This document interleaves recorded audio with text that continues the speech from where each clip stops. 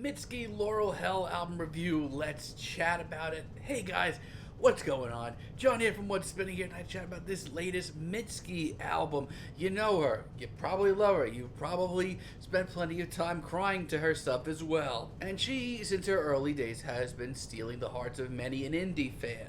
Even her early days, when she didn't have that much of a fan base, she was putting out some pretty impressive material, whether it be the sort of chamber pop inspired Lush. It was also the very freaky but genuinely heartfelt Retired from Sad, new career in business. But for me, it was around the time of Bury Me and Make Out Creek that I kind of really started connecting with the music of Mitski more. This was a much more guitar-driven album, but it was just as wildly passionate, well-written as some of her early recordings. At the end of the day, it kind of summed up everything that I loved about modern indie, which I really think that she perfected around the time of puberty too. It also just happened to, have some of her best tracks to date, like Your Best American Boy. Now, around the time of her being the Cowboy album, everybody was ranting and raving about it, and on paper, I think it is her best album, but at the same time, when it came out, I had a little issue going as head over heels for it, even though I still think Geyser was one of the best tracks of the year. I mean, I've enjoyed a lot of Mitski's stuff, but, absolutely loved an album from start to finish, I can't say I have. Now, these new singles did catch me really off guard, though. It shows Mitski, heading to the synthesizers, going for a little bit more of a new wave and ElectroRock kind of vibe, and that alone really caught me off guard and really excited me for this new album. Let's chat about it. This album starts off with Valentine, Texas, and yeah, it's a great intro. I love how light and airy it is. It almost has a slight dream pop tinge to it. I hate to be that guy and bring Twin Peaks up on this channel twice in 1 week. Who am I kidding? I bring up Twin Peaks to everybody I freaking talk to.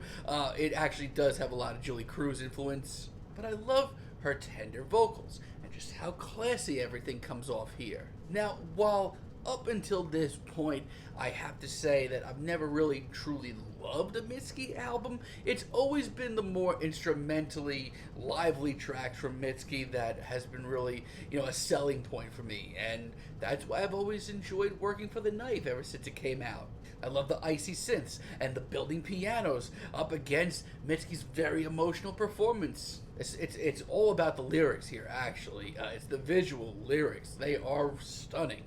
Truthfully, when I first heard this as a single, while I did enjoy it, it really caught me off guard because I didn't know the direction the rest of this album was going to take. But here we are now, and it's a great single. It's really introspective, it's compelling, just a really great tune. Stay Soft is one of my favorite tracks on the album. It's just so elegant. These synths that pop in here are so triumphant and classy.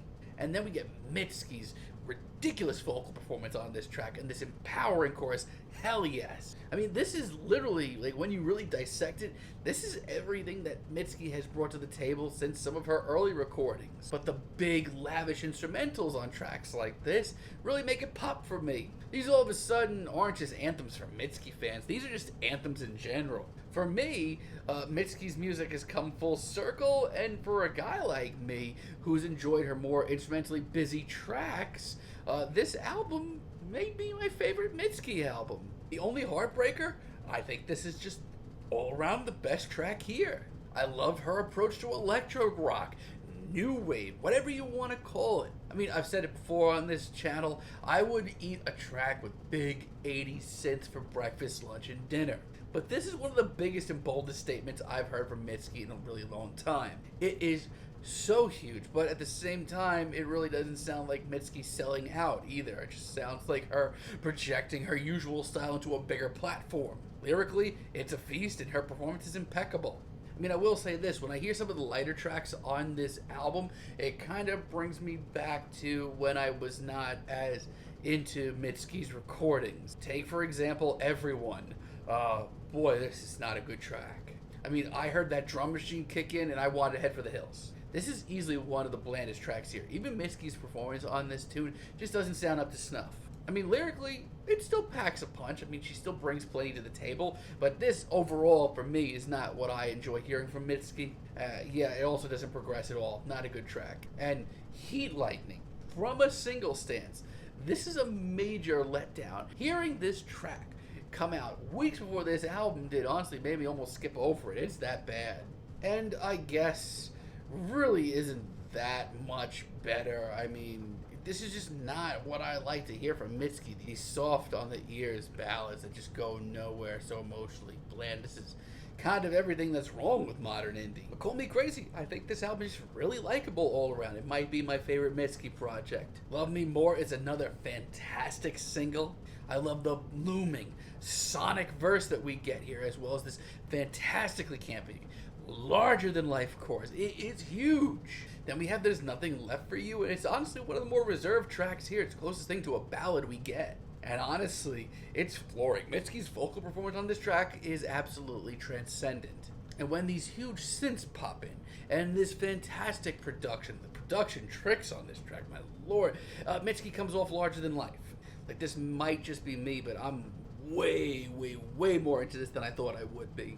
Should Have Been Me is also super bouncy, super catchy. It's pretty fun as well, outside of Mitski's painfully real lyrics, my lord. And That's Our Lamp as a finale is great. I mean, this is practically some shimmering disco tune. It's pretty fun. It's bright, it's quirky, it's unbelievably catchy, and it really sticks with you. I mean, between the synths and the horns that we get here, and Mitski's performance, this is a knockout. I mean, I've always thought that lyrically she was easily a forerunner for one of the more introspective and really engaging songwriters in indie, but, you know, instrumentally I've always found a lot of her music to be kind of bland, kind of safe. Throw in some big 80s synths on this album, some great production, and some stellar performances, and that is turned around completely, seemingly overnight. This album is really, really instantaneous and likable. And if you were, you know, a casual fan of Mitski before, listen to this. I think it'll take you to the next level, because I think this is my favorite project of hers, and that might just be me, but I'm sticking to it. I'm feeling a decent 8 on this album. Let me know what you guys think down below. If you like the video, be sure to give us a like, give us a subscribe, and let me know down below what you would like for me to chat about in the future. And until next time, have a great day, guys.